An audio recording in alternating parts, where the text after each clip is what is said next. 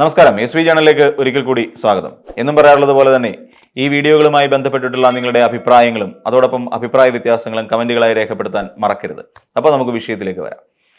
ഇന്ന് കേരളം ചർച്ച ചെയ്തുകൊണ്ടിരിക്കുന്ന മറ്റൊരു പ്രധാനപ്പെട്ട വിഷയമാണ് നമ്മുടെ VD സതീശനുമായി ബന്ധപ്പെട്ട് ഉയർന്നു കേട്ടുകൊണ്ടിരിക്കുന്ന ഒരു പുനർജനി എന്ന് പറയുന്ന ഒരു പദ്ധതി. 2018 നമ്മുടെ നൂറ്റാണ്ട് കണ്ട ഏറ്റവും വലിയ മഹാപ്രളയം നമ്മൾ അനുഭവിച്ചു തീർത്ത ഒരു കാലം. ആ കാലഘട്ടത്തിൽ ഇവിടെ നിന്ന് വിദേശ ഫണ്ടുകൾക്ക് പോലും നിരോധനം ഏർപ്പെടുത്തിയിരുന്ന കാലത്ത് കേന്ദ്ര സർക്കാരിനെ പോലും പറ്റിച്ചുകൊണ്ട് അവർ നൽകി VD സതീശൻ പൊക്കോളൂ, നിങ്ങൾ വിദേശത്തോട്ട് പൊക്കോളൂ. അങ്ങനെ വിദേശത്തോട്ട് പോകുന്നു. അവിടെ പോയി സുഹൃത്തുക്കളെയൊക്കെ കാണാനും അതോടൊപ്പം ബെർമിംഗ്ഹാമും അവിടെ ഇവിടെയെല്ലാം ചുറ്റി നടന്ന് സ്ഥല വിസിറ്റിംഗ്, അതായത് ഒരു എന്താ പറയുക, നമ്മളൊരു വിനോദയാത്ര, ഒരു ടൂറിസ്റ്റ് പരിപാടി, ഇതുമായി ബന്ധപ്പെട്ടുകൊണ്ട് ഒരു ടൂറിസ്റ്റ് എന്നുള്ള നിലയിൽ ഒരു ദേശസഞ്ചാരം നടത്തുന്നതിന് വേണ്ടി പോകുന്നു എന്ന് പറയുന്ന മണപ്പാടൻ ഫൗണ്ടേഷനുമായി ചേർന്നുകൊണ്ട് കുറച്ച് ഫണ്ട് വിട്ടിച്ചു.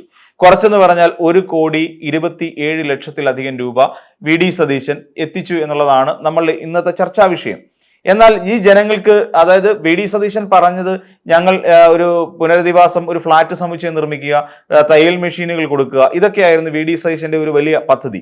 എന്നെ സംബന്ധിച്ച് VD സതീശൻ നിയമസഭയിൽ നിന്നുകൊണ്ട് പറഞ്ഞത് ഒരു റീബിൽഡ് പദ്ധതി എങ്ങനെ ഓപ്പറേറ്റ് ചെയ്യണമെന്ന് നിങ്ങൾ എന്നെ കണ്ടു പഠിക്കൂ, എന്റെ പുനർജനി പദ്ധതിയിൽ നിന്ന് കണ്ടു പഠിക്കൂ എന്നായിരുന്നു VD സതീശൻ നിയമസഭയിൽ സർക്കാരിനെ പോലും വെല്ലുവിളിച്ചുകൊണ്ട് നടത്തിയ ഒരു വലിയ പ്രഖ്യാപനം. പിന്നീട് വാക്ക് മാറ്റി പറയുന്നു. അത് VD സതീശന്റെ ഒരു പതിവ് ഗുണമാണ്.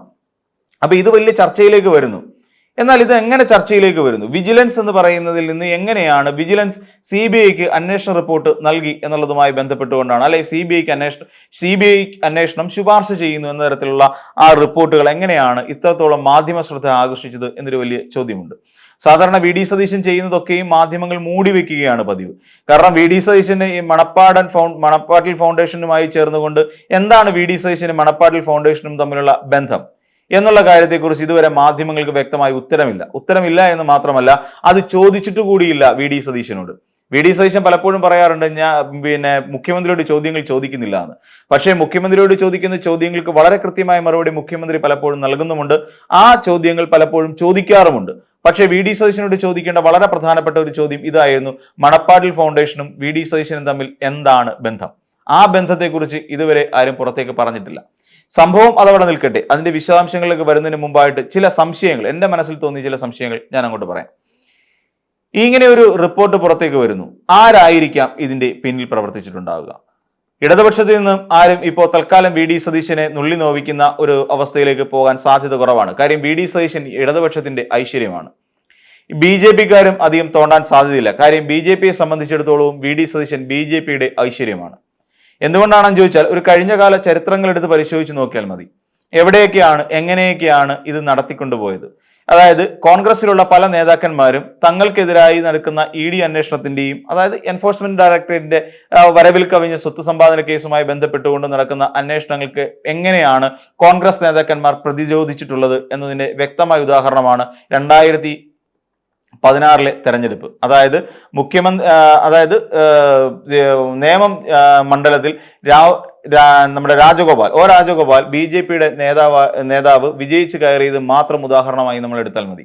അതിന് തൊട്ട് മുൻപായിരുന്നു, 2016 തെരഞ്ഞെടുപ്പിന് തൊട്ട് മുൻപായിരുന്നു അവിടെ VS ശിവകുമാർ എന്ന് പറയുന്ന മുൻ മന്ത്രിക്കെതിരായി ഒരു വലിയ ആരോപണം ഉയർന്നത്. ആരോപണമെന്ന് മാത്രമല്ല, വരവിൽ കവിഞ്ഞ സ്വത്ത് സമ്പാദനം, ആശുപത്രിയിൽ വാങ്ങുന്നു, അങ്ങനെ തുടങ്ങി ഇതുമായി ബന്ധപ്പെട്ടുകൊണ്ട് ED അന്വേഷണം അവിടെ കാര്യക്ഷമമായി VS ശിവകുമാർ എന്ന് പറയുന്ന മന്ത്രിക്കെതിരെ നടക്കുന്നു. വളരെ പെട്ടെന്ന് തന്നെ മന്ത്രിക്കെതിരായി പിന്നീട് യാതൊരുവിധ ആക്ഷനും പിന്നീട് ഉണ്ടായില്ല എന്നുള്ളതാണ് നമുക്കറിയാവുന്ന ഒരു കാര്യം. അപ്പോൾ അവിടെ നമ്മൾ പരിശോധിക്കേണ്ട ഒരു പ്രധാനപ്പെട്ട കാര്യം, തൊട്ട് അടുത്ത തെരഞ്ഞെടുപ്പിൽ, അതായത് നിയമസഭാ തെരഞ്ഞെടുപ്പിൽ നേമം എന്ന് പറയുന്ന മണ്ഡലത്തിൽ നിന്നുകൊണ്ട് രാജഗോപാൽ എന്ന് പറയുന്ന അവിടുത്തെ BJPയുടെ സ്ഥാനാർത്ഥി വിജയിച്ച് കയറുന്നു. ആദ്യമായി കേരളത്തിൽ അക്കൗണ്ട് ഓപ്പൺ ചെയ്യുന്നത് BJP അങ്ങനെയാണ്. അവിടെ UDFന്റെ സ്ഥാനാർത്ഥി ആയിരുന്ന, അല്ലെങ്കിൽ എനിക്ക് തോന്നുന്നു JDU മറ്റുമാണെന്ന് തോന്നുന്നു, ആ സ്ഥാനാർത്ഥി വളരെ കുറഞ്ഞ വോട്ട് നിലയിലേക്ക് മാറുകയും ഇനി മേലാൽ UDFന് വേണ്ടി ഒരു സ്ഥാനാർത്ഥിയാകാനും താൻ തയ്യാറല്ല എന്നുറക്കെ പ്രഖ്യാപിക്കുകയും ചെയ്തു. എന്തായിരുന്നു ആ കള്ളക്കളി? അതിനുശേഷം പിന്നീട് ഈ VS ശിവകുമാറിനെതിരായി ഏതെങ്കിലും ഒരു ED അന്വേഷണം മുന്നോട്ട് പോയിട്ടുണ്ടോ? ഇല്ല. മറ്റൊന്ന് ഇപ്പോൾ തൃപ്പൂണിത്തുറയിൽ സംഭവിച്ചതാണ്. കെ ബാബുവിനെതിരായി ഈ രീതിയിലൊരു വരവിൽ കവിഞ്ഞ ഏകദേശം 27 ലക്ഷത്തിലധികം രൂപ വരവിൽ കവിഞ്ഞ സ്വത്ത് സമ്പാദിച്ചു എന്നുള്ളതായിരുന്നു കെ ബാബുവിനെതിരായി ഉയർന്നു വന്ന ആരോപണവും. ആ ആരോപണത്തിൽ തുടർന്ന് കെ ബാബുവിനെതിരായി ഇ ഡി അന്വേഷണം നടക്കുകയും ചെയ്തു. എവിടെയായി കെ ബാബുവിന്റെ ഇ ഡി അന്വേഷണം? അദ്ദേഹത്തിനെതിരായി ഏതെങ്കിലും തരത്തിലുള്ള അന്വേഷണം പിന്നീട് മുന്നോട്ട് പോയിട്ടുണ്ടോ? ഇല്ല. പിന്നീട് നമ്മൾ പരിശോധിക്കേണ്ടത് അവിടെ തൃപ്പൂണിത്തുറയിൽ എന്താണ് സംഭവിച്ചത് എന്നുള്ളത് നമ്മൾ ചിന്തിക്കേണ്ടതുണ്ട്. തൃപ്പൂണിത്തുറ നഗരസഭയിലേക്ക് BJP അങ്ങനെ എത്തുകയും ചെയ്യുന്നു. അപ്പോൾ അങ്ങനെ തുടങ്ങി നിരവധിയായ കാര്യങ്ങൾ BJPക്ക് വേണ്ടിയിട്ട് UDF അല്ലെങ്കിൽ കോൺഗ്രസിലെ നേതാക്കന്മാർ ചെയ്തു വെച്ചു കൊടുത്ത ഉപകാരങ്ങളുടെ ഒരു നീണ്ട പട്ടികയുണ്ട്. പ്രത്യുപകാരമായി ഈ ED അന്വേഷണം എങ്ങുമെങ്ങും എത്താതെ പോവുകയും ചെയ്യുന്നു. അതുപോലെ തന്നെ VD സതീശനെതിരായി ഒരു കേന്ദ്ര ഏജൻസിയുടെ അന്വേഷണം വന്നു കഴിഞ്ഞാൽ തീർച്ചയായും ആ അന്വേഷണം എങ്ങും എത്തില്ല എന്ന് നമുക്കറിയാം. അപ്പോൾ അന്വേഷണം നടക്കണം എന്ന് തന്നെയാണ് VD സതീശൻ തൽക്കാലം ആഗ്രഹിച്ചുകൊണ്ടിരിക്കുന്നത്. എങ്കിലേ ഒരു അഡ്ജസ്റ്റ്മെന്റ് നടക്കുകയുള്ളൂ. ആ അഡ്ജസ്റ്റ്മെന്റ് നടന്നാലേ ഈ കേന്ദ്ര ഏജൻസിയുടെ അന്വേഷണം പാതി വഴിയിൽ അവസാനിക്കുകയുള്ളൂ. അതുകൊണ്ട് VD സതീശൻ വളരെ കോൺഫിഡൻസിലാണ്. വലിയ ഒരു ആത്മവിശ്വാസം VD സതീശന്റെ ഉള്ളിലുണ്ട്. പക്ഷേ കൃത്യമായി ലക്ഷ്യ എന്ന് പറയുന്ന വയനാട്ടിലെ കോടികൾ പൊടിപിടിച്ച ആ ഒരു ധൂർത്ത്, ഒരു പ്രയോജനമില്ലാത്ത കനകോലുവിന് കോടികൾ കൊടുത്ത ആ ഒരു ധൂർത്തിന് തൊട്ടു മുൻപായി VD സതീശനെതിരായി എങ്ങനെയാണ് ഇങ്ങനെ ഒരു ആരോപണം ഉയർന്നു വരുന്നത്? ആരായിരിക്കും ഇതിന്റെ പിന്നിൽ പ്രവർത്തിച്ചിട്ടുണ്ടാവുക? കോൺഗ്രസിന്റെ പൊതുവിലുള്ള ഒരു രീതി അനുസരിച്ച്, അതായത് കെ സുധാകരനെ പുകച്ച് പുറത്തിയാടിക്കാൻ വേണ്ടി ഇന്ദിരാഭവനിലും അദ്ദേഹത്തിന്റെ വീടിന്റെ വശങ്ങളിലും ഒക്കെ ആയിട്ട് കൂടോത്രം ചെയ്തിട്ട് പാരമ്പര്യമുള്ള ഒരു പാർട്ടിയാണ് കോൺഗ്രസ് പാർട്ടി. നമുക്കറിയാം. അവസാനം കെ സുധാകരൻ വളരെ വേദനയോടുകൂടി പറയേണ്ടി വന്നു, ഭാഗ്യം, തല പോകാതിരുന്നത് ദൈവകൃപ കൊണ്ടാണ് എന്ന്. അപ്പോ അത്രത്തോളം ചടുലമായ അല്ലെങ്കിൽ കുടിലമായ പ്രവൃത്തികൾ ചെയ്യുന്നവരാണ് കോൺഗ്രസ്സുകാർ. അപ്പോൾ സ്വാഭാവികമായും VD സതീശനെതിരായി ഉയർന്നു വന്നിരിക്കുന്ന ഈ പറയുന്ന പുനരുജ്ജീവനി പദ്ധതിയുമായി ബന്ധപ്പെട്ട് VD സതീശൻ നടത്തിയിട്ടുള്ള കള്ളക്കളികൾ പുറത്തേക്ക് കൊണ്ടുവന്നതിൽ ഒരു കോൺഗ്രസ് നേതാവിന് പങ്കുണ്ട് എന്ന് നമുക്ക് ഉറച്ചു വിശ്വസിക്കേണ്ടി വരും. എന്തുകൊണ്ട് അങ്ങനെ നമ്മൾ ഉറച്ചു വിശ്വസിക്കണമെന്ന് ചോദിച്ചാൽ, VD സതീശൻ കൊണ്ടുപോയിക്കൊണ്ടിരിക്കുന്ന ഒരു രീതിയുണ്ട്. അതായത് നിലപാടുകളുടെ തമ്പുരാനാണ് താനെന്ന് വരുത്തി തീർക്കുന്ന ചില കള്ളക്കളികൾ. അതിൽ ഏറ്റവും പ്രധാനമായി എടുത്തു പറയേണ്ടത് രമേശ് ചെന്നിത്തല ഇതിനകത്ത് ഏതെങ്കിലും തരത്തിലുള്ള പങ്ക് വഹിച്ചിട്ടുണ്ടോ എന്നുള്ള കാര്യമാണ് നമ്മളുടെ മുന്നിൽ ഒരു ചെറിയ സംശയമായി നിഴലിച്ചു വരുന്നത്. എന്തുകൊണ്ടാണെന്ന് ചോദിച്ചാൽ, കഴിഞ്ഞ കുറച്ചു കാലങ്ങളായി, അതായത് രാഹുൽ മാങ്കൂട്ടത്തിനെതിരായി നടപടി ഉണ്ടായപ്പോൾ, ഇയാൾക്കെതിരായി PV അൻവറിനെതിരായി നിലപാടെടുത്തപ്പോൾ, അതിനുശേഷം രാഹുൽ മാങ്കൂട്ടം ഈ പെണ്ണ് കേസിലകപ്പെട്ട് അദ്ദേഹത്തിനെതിരായി ആക്രമണം ഉണ്ടായ സമയത്ത്, ആ സമയങ്ങളിലെല്ലാം ഈ VD സതീശൻ എടുത്ത ഒരു കർക്കശമായ നിലപാടുണ്ടായിരുന്നു. ആ നിലപാടിനെയാണ് ചോദ്യം ചെയ്തത്. ആ നിലപാട് എടുത്തു കഴിയുമ്പോൾ, ആ നിലപാട് എന്തുകൊണ്ടാണെന്ന് ചോദിച്ചു കഴിഞ്ഞാൽ, അങ്ങനെ വരുമ്പോഴാണ് ഇയാൾക്കൊരു സ്ഥൈര്യമുള്ള ഒരു നേതാവാണ്, സ്ഥിരതയുള്ള നേതാവാണ്, നിലപാടുള്ള നേതാവാണെന്ന് അണികൾ വാഴ്ത്തിപ്പാടുകയുള്ളൂ.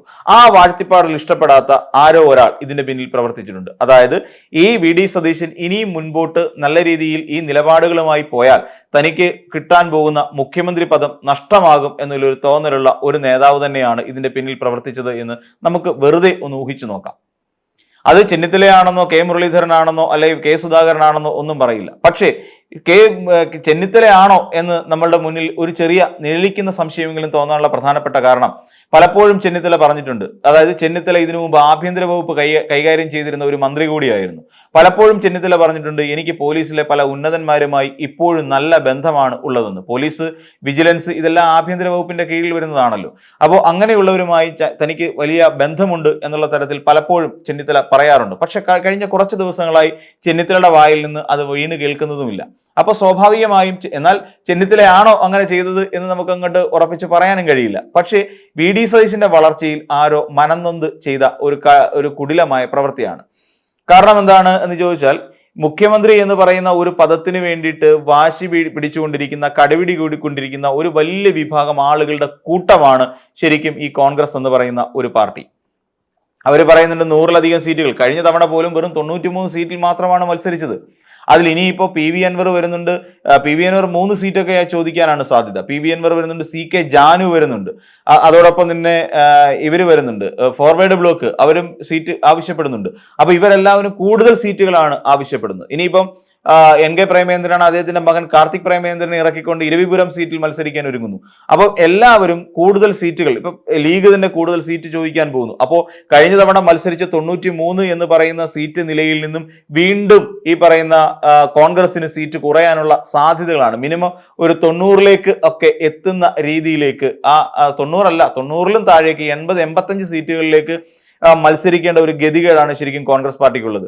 അവർക്ക് പറയാനുണ്ട്. കാര്യം എന്താണെന്ന് ചോദിച്ചു കഴിഞ്ഞാൽ കഴിഞ്ഞ തവണ കോൺഗ്രസ് പാർട്ടി 93 സീറ്റിൽ മത്സരിച്ചെങ്കിൽ തന്നെയും അവിടെ വിജയിച്ചതാകപ്പാടെ 20-ലധികം അല്ലെങ്കിൽ 27 സീറ്റുകളിൽ മാത്രമാണ് എന്ന് എല്ലാവർക്കും പറയാൻ സാധിക്കും.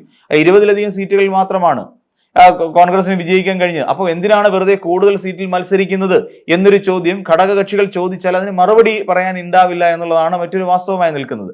അപ്പോൾ അങ്ങനെ വലിയ മുഖ്യമന്ത്രിയാകാൻ വേണ്ടി കുപ്പായം തയ്പ്പിച്ചിരിക്കുന്ന ഒരു വലിയ കൂട്ടത്തിനിടയിൽ നിന്നുകൊണ്ട് താൻ തന്നെ മുഖ്യമന്ത്രിയാകും എന്ന് പറഞ്ഞുകൊണ്ട് അമർഷം പൂണ്ട് നടക്കുന്ന വി ഡി സതീശനെ പോലൊരു നേതാവിനെ ഒതുക്കുക എന്ന് പറഞ്ഞാൽ കോൺഗ്രസിന്റെ ഒരു പൊതുവികാരമാണ്.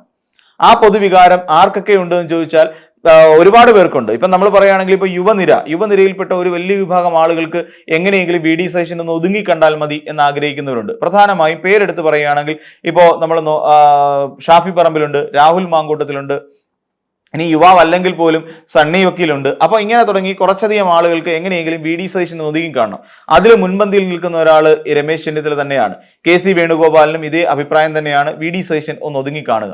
അപ്പൊ വി ഡി സതീശനെതിരായിട്ട് ഇങ്ങനെ ഒരു വജ്രായുധം പ്രയോഗിച്ചാൽ ഈ വജ്രായുധത്തിൽ സ്വാഭാവികമായും തളർന്നു പോകാൻ സാധ്യതയുള്ള ഒരാളാണ് വി ഡി സതീശൻ. നമുക്ക് മനസ്സിലാക്കാൻ കഴിയുന്ന ഒരു കാര്യം, വി ഡി സതീശനെ വല്ലാതെ മാനസികമായി ഇത്തരം കാര്യങ്ങൾ ബാധിച്ചു കഴിഞ്ഞിരിക്കുന്നു എന്നുള്ളത് തന്നെയാണ്.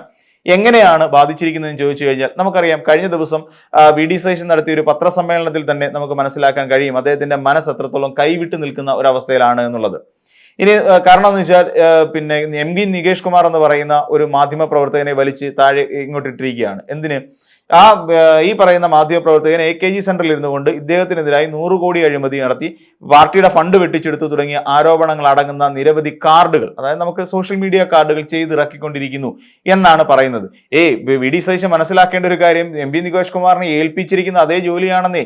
അതായത് MB നികേഷ് കുമാറിനെ ഏൽപ്പിച്ചിരിക്കുന്നത് റിപ്പോർട്ടർ ചാനലിരുന്ന് സ്മൃതി പരുത്തിക്കാട് നടത്തുന്ന പോലെ പിന്നെ വി ഡി സതീശൻ വാഴ്ത്തുക്കൾ പാടാൻ വേണ്ടിയിട്ടല്ല.